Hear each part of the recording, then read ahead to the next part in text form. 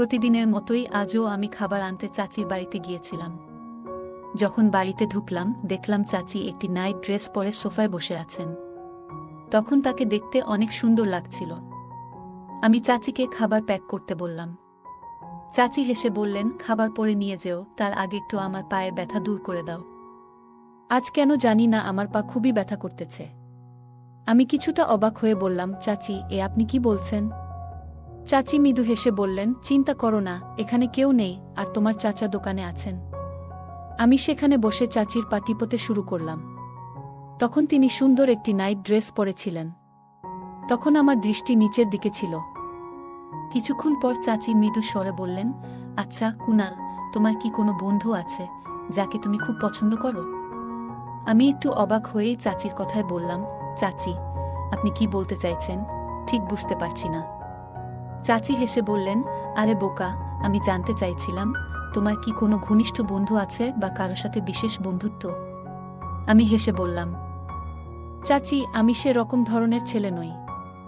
আর এই ধরনের বন্ধুত্ব বা সম্পর্ক তো বেশিরভাগই সচ্ছল মানুষদের জন্য, আপনি তো আমাদের পরিবারের অবস্থা জানেন। চাচি তখন বললেন, তাহলে কি এখনো একেবারে একা আছো? এই কথা শুনে আমি কিছুটা লজ্জিত হলাম। চাচি একটু মৃদু হেসে বললেন, তোমার কি কখনো মনে হয় না জীবনে কিছু আনন্দ নিয়ে আসার? আমি কিছুটা দ্বিধাগ্রস্ত হয়ে বললাম, চাচি আমি বুঝতে পারছি না আপনি ঠিক কি বলতে চাইছেন। চাচি আবার বললেন, আরে বোকা, সবকিছু কি আমাকে খুলে বলতে হবে? এত ভালো দেখতে হয়েও একেবারে বাচ্চাদের মতো ভাবনা তোমার। আজ আমি তোমাকে কিছু বিষয় শিখিয়ে দেব।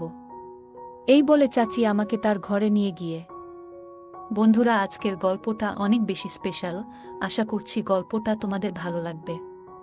আর দয়া করে গল্পগুলো ভালো লাগলে ভিডিওটি লাইক, শেয়ার এবং চ্যানেলটি সাবস্ক্রাইব করো প্লিজ।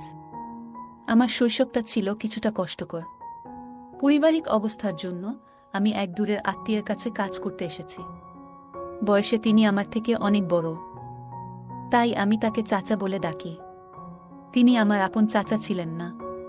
প্রায় ৩ বছর আগে যখন এখানে এসেছিলাম তখন আমার বয়স ছিল মাত্র ১৬। সেই সময় থেকেই আমি এখানে দায়িত্ব নিয়ে কাজ করে যাচ্ছি, আর নিজের সততা আর পরিশ্রম দিয়ে তাদের বিশ্বাস অর্জন করেছি। চাচা আমাকে খুব আন্তরিকভাবে দেখেন এবং আমার উপর ভরসা করেন। আর চাচি আমাকে তার ছেলের মতো ভালোবাসে।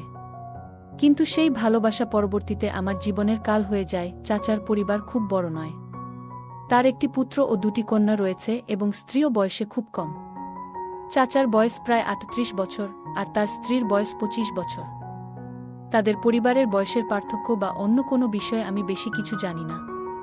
বড় মেয়ের বয়স ১০, ছোট মেয়ের বয়স ৮, আর তাদের পুত্রের বয়স মাত্র ৭ বছর। চাচার ব্যবসাও বেশ ভালো চলে, যার ফলে তাদের পরিবারের জন্য প্রয়োজনীয় সবকিছু সহজেই মেলে। এই পরিবারের সাথে আমার সম্পর্কটা এমনই যে আমি তাদের এক সদস্যের মতোই মিশে গেছি। পরিবারের জন্য প্রয়োজনীয় কেনাকাটার বেশিরভাগ দায়িত্ব আমার উপর। আমার উপস্থিতি বা চলাফেরায় তারা কখনোই কোনো বিধিনিষেধ দেয় না। এখানেই যেন আমার এক নতুন জীবন শুরু হয়েছিল। সবকিছু বেশ ভালোভাবেই চলছিল, আর প্রতিদিনের মতো সেদিনও আমি বাড়ির জন্য প্রয়োজনীয় জিনিসপত্র নিয়ে চাচার বাসায় পৌঁছাই। কয়েকবার দরজায় কড়া নাড়লাম, কিন্তু কেউ সাড়া দিল না বা দরজাও খুলল না। কিছুক্ষণ অপেক্ষার পর দরজাটায় একটু চাপ দিয়ে দেখলাম এবং বুঝলাম এটি বন্ধ নয়। এরপর আমি নিজেই দরজা খুলে ভেতরে ঢুকে পড়লাম এবং জিনিসগুলো রাখার জন্য রান্নাঘরের দিকে এগিয়ে গেলাম। রান্নাঘরের কাছে পৌঁছানোর পর আমি হঠাৎ পাশের বাথরুম থেকে কিছু অদ্ভুত শব্দ শুনতে পেলাম। শব্দগুলো ঠিক কোনো কান্নার শব্দের মতো ছিল না, বরং অন্যরকম। তখনও আমি ঠিক বুঝতে পারছিলাম না এই ধরনের শব্দ কেন আসছে। কিছুক্ষণ সেখানে স্থির হয়ে দাঁড়িয়ে রইলাম, কিন্তু শব্দগুলো আরও স্পষ্ট হয়ে উঠতে লাগল। বিষয়টি খুব রহস্যময় মনে হচ্ছিল। অবশেষে আমি বাথরুমের দিকে এগিয়ে গেলাম, কিন্তু ঠিক তখনই শব্দগুলো হঠাৎ বন্ধ হয়ে গেল। তারপর আমি পুনরায় রান্নাঘরে ফিরে গিয়ে জিনিসগুলো রাখলাম।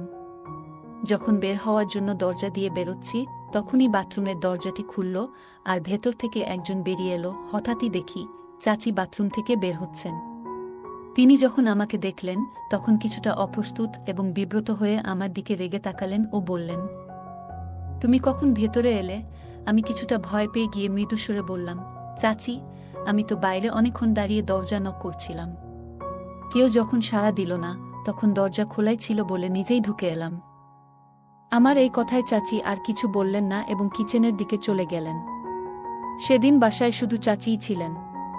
পরে তিনি খাবার প্যাক করে দিলেন, আর আমি সেটি নিয়ে দোকানের দিকে রওনা দিলাম, কিন্তু দোকানে যাওয়ার পরেও মনটা কিছুতেই ঠিক হচ্ছিল না। বারবার ভাবছিলাম আসলে চাচি কেন বাথরুমে এমন ছিলেন, আর অদ্ভুত সেসব শব্দই বা কেন আসছিল। পুরো দিন ভেবে কোনো কুলকিনারা করতে না পেরে অবশেষে সেই ভাবনা মন থেকে সরিয়ে রেখে কাজে মনোযোগ দিলাম। কিন্তু পরদিন আবার যখন খাবার আনতে চাচির বাড়িতে গেলাম, তখন কিছুটা অন্যরকম লাগলো। চাচি যেন একটু আলাদা ভঙ্গিতে তাকাচ্ছিলেন, যা গত 3 বছরে কখনো দেখিনি। যতক্ষণ আমি সেখানে ছিলাম তার দৃষ্টি যেন আমার দিকেই স্থির ছিল। কিছুক্ষণ পর তিনি খাবার প্যাক করে আমাকে দিলেন। আমার চাচি অনেক ভালো মনের মানুষ ছিলেন। চাচি খাবার প্যাক করে আমার হাতে দিলেন, আর আমি দরজার দিকে এগোতে লাগলাম। হঠাৎ পিছন থেকে চাচি আমাকে ডেকে দাঁড় করালেন। আমি ঘুরে দাঁড়ালাম আর বললাম, জি চাচি, বলুন। তিনি হালকা হাসি দিয়ে আমার দিকে তাকিয়ে আমাকে স্নেহের সঙ্গে আলিঙ্গন করলেন। তার এমন আচরণে আমি কিছুটা অবাক ও বিব্রত হয়ে পড়লাম। কিছুক্ষণ পর তিনি আমাকে ছেড়ে দিয়ে মৃদু হেসে বললেন, তুমি এখন বেশ বড় হয়ে গেছ, আর অনেক সুন্দরও লাগছে। তবে এই কথা যেন তোমার চাচাকে বা অন্য কাউকে না বলো। আমি মাথা নেড়ে তার কাছ থেকে বিদায় নিয়ে বের হয়ে এলাম, কিন্তু সারা পথ জুড়ে ভাবছিলাম আসলে আজ চাচির এমন আচরণের কারণ কি হতে পারে। দোকানে পৌঁছালেও আমার মনটা কাজের মধ্যে ঠিকঠাক বসছিল না। কিছুটা অস্বস্তি অনুভব করছিলাম, কিন্তু ভেতরে ভেতরে হাসিও পাচ্ছিল। পরের দিন রবিবার ছিল, আর সেদিন চাচা দোকান বন্ধ রাখতেন, তাই পুরো দিনটা বাড়িতেই কাটালাম।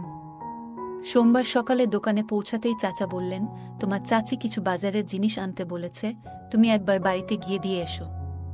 তার কথা শুনে আমি খুশি মনে চাচার বাড়ির দিকে রওনা হলাম।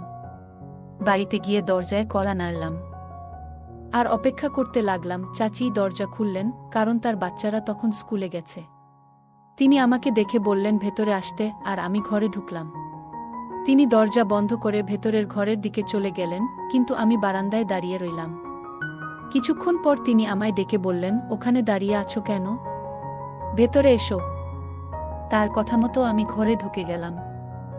প্রথমে তিনি একটু হাসলেন, তারপর বললেন, তুমি বসো, আমি এক্ষুনি আসছি, বলে বাইরে চলে গেলেন। আমি সোফায় বসে তার জন্য অপেক্ষা করতে লাগলাম। কিছুক্ষণ পর তিনি 2 কাপ চা হাতে নিয়ে ঘরে ফিরলেন। একটি কাপ আমার দিকে বাড়িয়ে দিল। আমি বললাম, চাচি, এত কষ্ট করার কি দরকার ছিল? তিনি হেসে বললেন, চা খেয়ে নাও, সকালের দিকে কিছু শক্তি দরকার হবে তোমার। আমি একটু অবাক হয়ে ভাবতে লাগলাম, তিনি কেন এমন বলছেন। আমরা দুজনে চা খেতে খেতে তিনি মৃদু স্বরে বললেন, সেদিনের কথা তো আর কাউকে বলনি, তাই তো? আমি বুঝতে পারলেও ভান করলাম কিছু বুঝিনি। বললাম, কোনো কথা বলছেন চাচি? তিনি হেসে বললেন, আরে মনে নেই? সেদিন যখন তুমি খাবার নিতে এসেছিলে, আর বিদায়ের সময় তোমাকে একটু আলিঙ্গন করেছিলাম। আমি বললাম, হ্যাঁ চাচি, মনে আছে, কিন্তু এটা তো এমন কোনো বিষয় নয় যা অন্য কাউকে বলার প্রয়োজন হবে। আর আমি এটা নিয়ে কিছু ভাবিনি। আমার কথা শুনে তিনি কিছুটা কাছে এসে বসলেন এবং মৃদু কণ্ঠে বললেন, শোনো, কিছু বিষয় সবসময় গোপন রাখাই ভালো। কারণ তোমাকে আমি যা করতে বলবো সেটা যেন কোনোভাবেই বাইরের কেউ জানতে না পারে। তার এই কথায় আমি কিছুটা অবাক হলাম এবং মনোযোগ দিয়ে তার কথা শুনতে লাগলাম, কিন্তু মনে নানা প্রশ্নের জন্ম হচ্ছিল। আসলে কি কাজের জন্য তিনি আমাকে এমনভাবে সতর্ক করছেন? চাচি যখন এসব কথা বললেন, আমি তাকে আশ্বস্ত করলাম যে তিনি যা বলবেন সেটা নিয়ে আমি কারো সঙ্গে কথা বলবো না। আমার প্রতিশ্রুতি শুনে তিনি হাসলেন এবং খুশি হয়ে বললেন, এটাই তো আমি চেয়েছিলাম।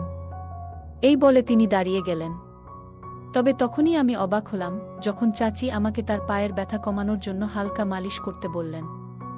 তিনি বললেন, আজ বাড়ির অনেক কাজের পর বেশ ক্লান্ত লাগছে, কুনাল, তুমি একটু পায়ে মালিশ করে দাও, যাতে ব্যথা তাড়াতাড়ি দূর হয়। আমি বিস্মিত হয়ে বললাম, চাচি, এ আপনি কি বলছেন? তিনি হেসে বললেন, চিন্তা করো না, এখানে কেউ নেই, তোমার চাচা তো দোকানে আছেন। আমি শান্তভাবে বসে তার পায়ে মালিশ করতে লাগলাম, আর আমার নজর নিচু ছিল।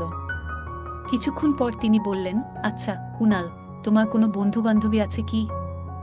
আমি কিছুটা অবাক হয়ে বললাম, বন্ধু? বুঝলাম না চাচি, আপনি কি বলতে চাইছেন?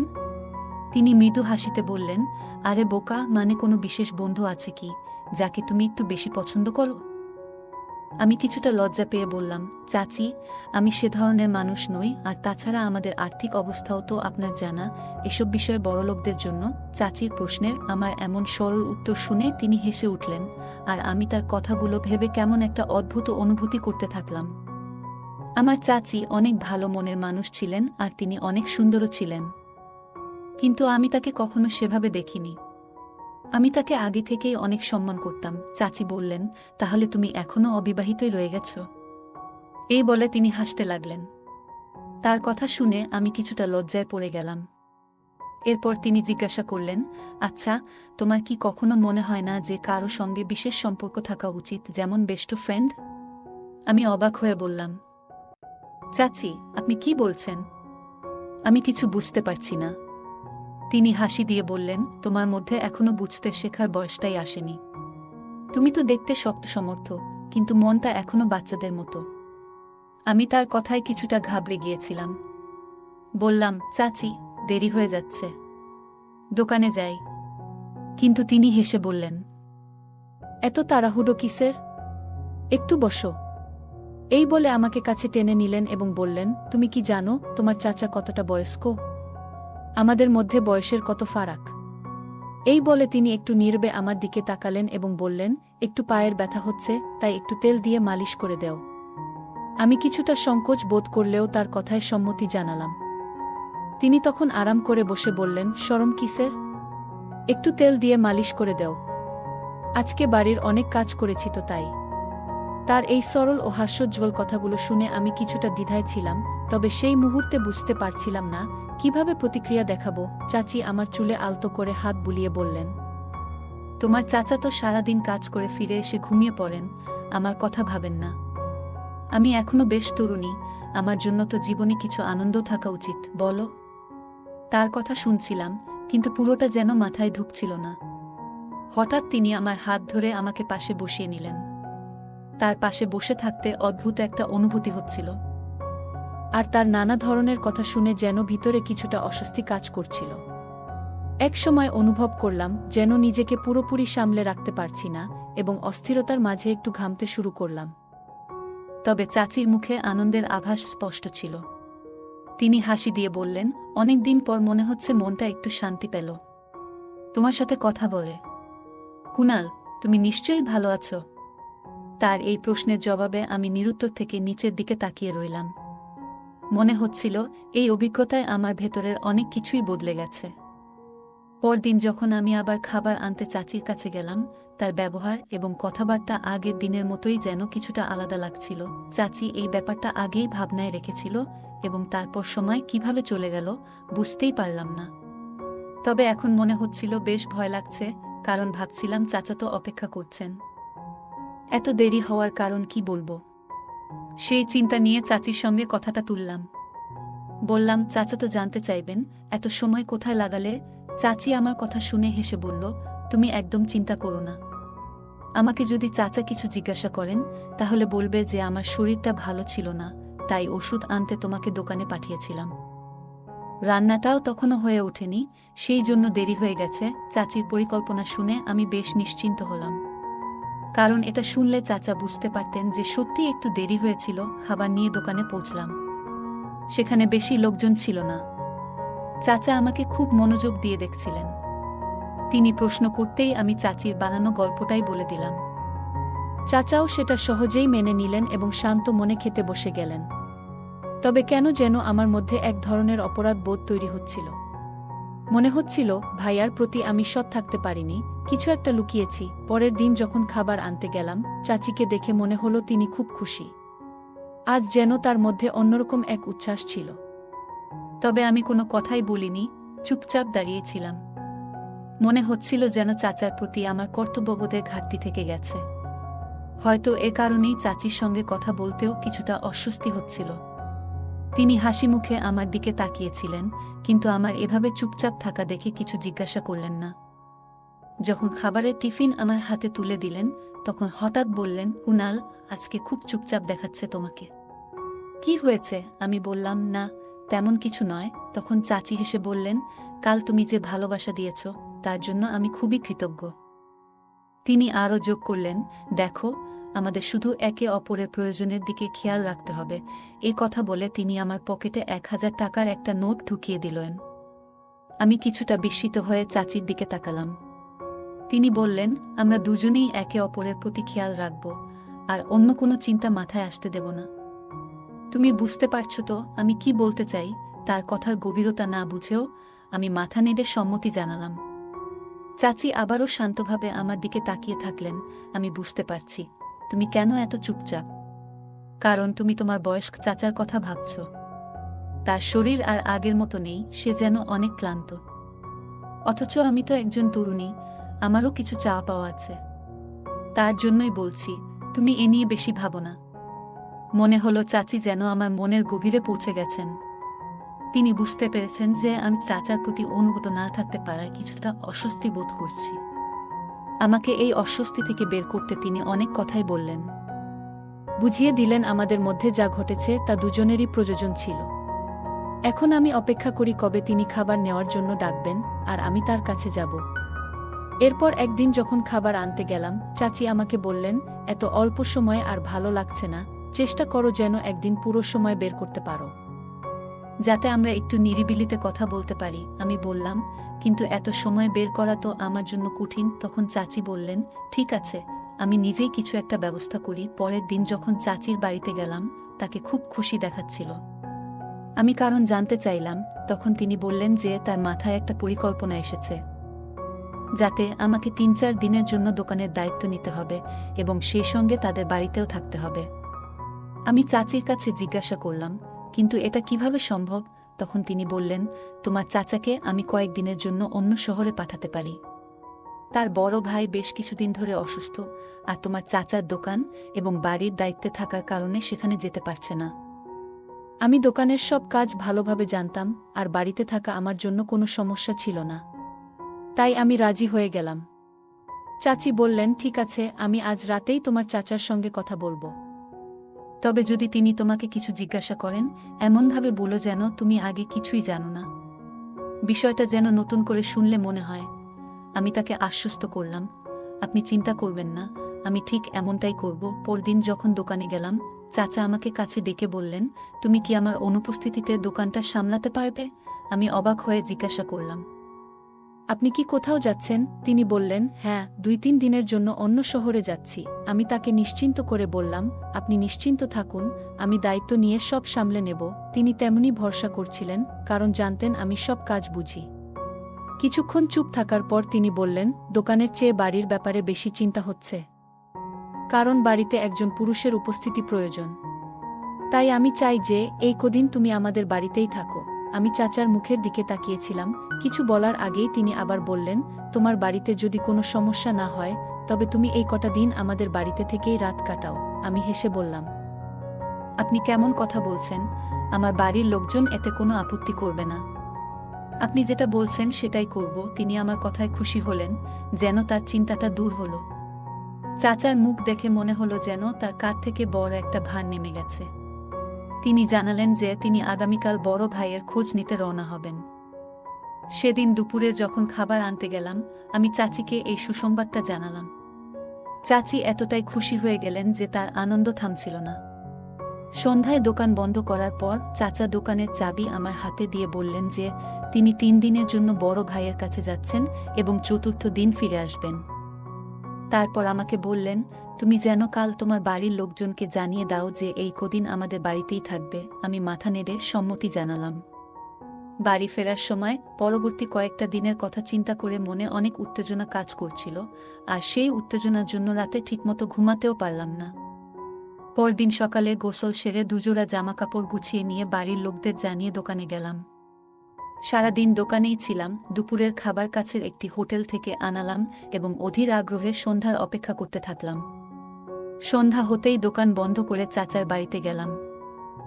সেখানে গিয়ে দেখি চাচি বসার ঘরে বসে মুভি দেখছেন, আর তার 2 মেয়ে মাটিতে বসে পড়াশোনা করছে এবং ছেলে তার খেলনা নিয়ে খেলছে। চাচিকে বেশ খুশি মনে হচ্ছিল। প্রথমেই দোকানের সমস্ত হিসাবের কথা চাচিকে জানিয়ে দিলাম এবং সমস্ত টাকাও তার হাতে তুলে দিলাম। তারপর চাচি আমার হাতে দোকানের টাকার হিসাব নিয়ে নিলেন এবং আমার জন্য খাবার গরম করে টেবিলে সাজিয়ে দিলেন। আমি খাওয়া শেষ করার পর চাচিও পাশের সোফায় এসে বসে পড়লেন। তিনি বললেন, এই বাড়িটা নিজের মতো করে ভাবো, কিন্তু বড় মেয়ে বইয়ের পাতার ফাঁক দিয়ে বারবার আমার দিকে তাকাচ্ছিল। চাচির সন্তানরা আমাকে চিনত এবং আমার সাথে বেশ স্বাচ্ছন্দ্য বোধ করত। তবে এটা প্রথমবার আমি এই সময়ে তাদের বাড়িতে এসেছি, তাই হয়তো কিছুটা অবাক হয়েছিল। চাচার বড় মেয়ে বেশ বুদ্ধিমতী, সে জানত তার বাবা বাড়িতে নেই, তাই আমি এখানে থাকব যতদিন না তিনি ফিরে আসেন। আমি কিছুক্ষণ বসেছিলাম, হঠাৎ চাচির ছেলে তার খেলনা ফেলে আমার কোলে উঠে এলো। আমার কোলে কিছুক্ষণ খেলার পরই ঘুমিয়ে পড়ল। চাচি ছেলেটিকে নিতে আমার কাছে এলেন, আর আমি চাচির মেয়ের দিকে তাকালাম যে সে মায়ের এই ঘনিষ্ঠতা লক্ষ্য করছে কিনা। তবে সে নিজের কাজে ব্যস্ত ছিল। ছেলেটিকে কোলে তুলে নিয়ে চাচি বললেন, চলো তোমার ঘরটা দেখিয়ে দিই। আমি চুপচাপ উঠে তার পেছনে চললাম।